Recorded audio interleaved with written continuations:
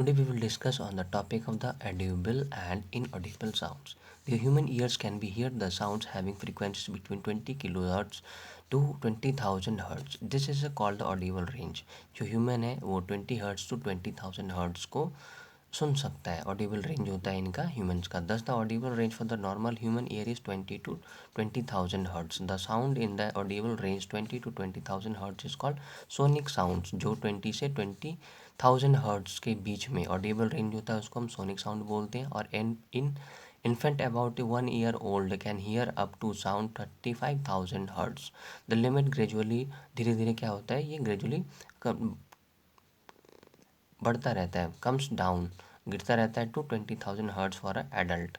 जैसे जैसे यंग होंगे पर्सन्स वैसे वैसे ये बढ़ता चला जाएगा. The sounds of the frequencies greater than the 20,000 are called ultrasonic wave sound. अगर 20,000 हर्ट्ज से ज़्यादा अगर ग्रेटर फ्रीक्वेंसी है तो उसको हम अल्ट्रासोनिक साउंड कहेंगे. Human beings can not here the sounds waves. Human being जो है इस साउंड्स को नहीं सुन पाएंगे. Animals like dog, leopard, monkey can hear ultrasonic sounds. जो एनिमल हैं जैसे लायन हो गया आपका, डॉग हो गया, लेपर्ड हो गया, मंकी हो गया, ये अल्ट्रासोनिक साउंड्स क्या करते हैं सुन सकते हैं ऑडिबल लेने के लिए. Bats are also known as the produce ultrasonic sounds.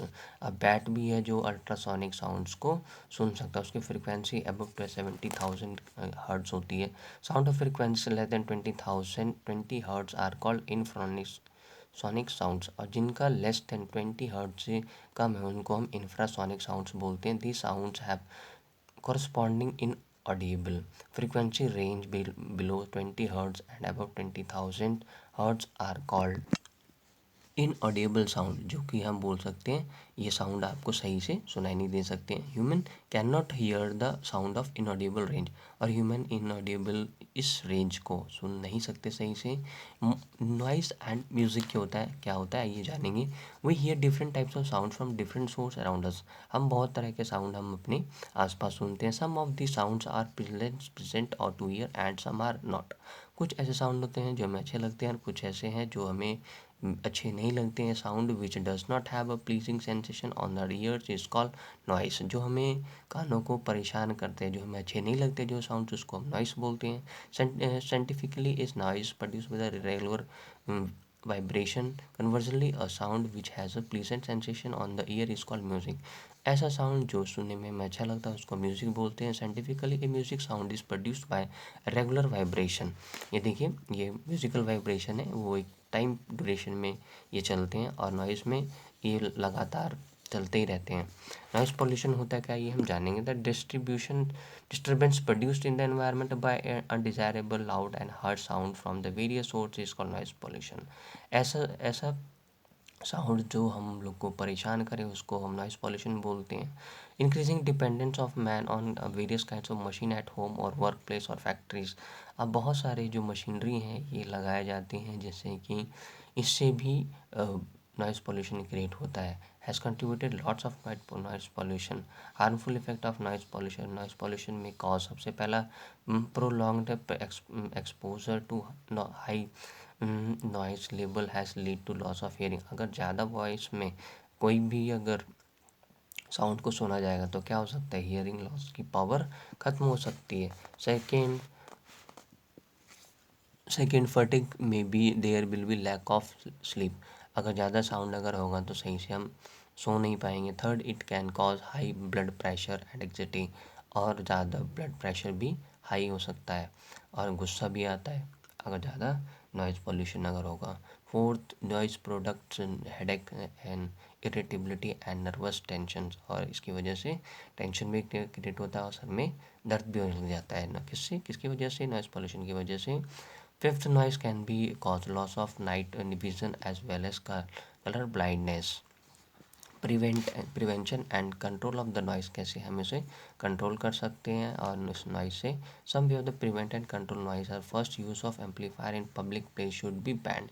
Amplifier को बंद कर देना चाहिए कौन से एरिया में जहाँ पे पब्लिक प्लेस का एरिया हो. People should be fitted with more efficient silencers. ऐसे प्रोडक्ट हमें यूज़ करने चाहिए जिससे कि बहुत ही कम आवाज़ क्रिएट हो।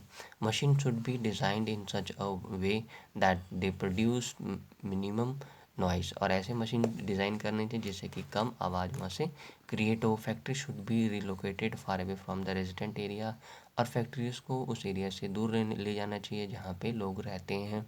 Fifth, using soft carpeted floors contents and sound absorbers such as cork, thermocol can reduce the noise level, और फ्लोर में कर्टेनियर का यूज़ करना चाहिए जिससे कि साउंड एब्जॉर्ब वो कर सकें।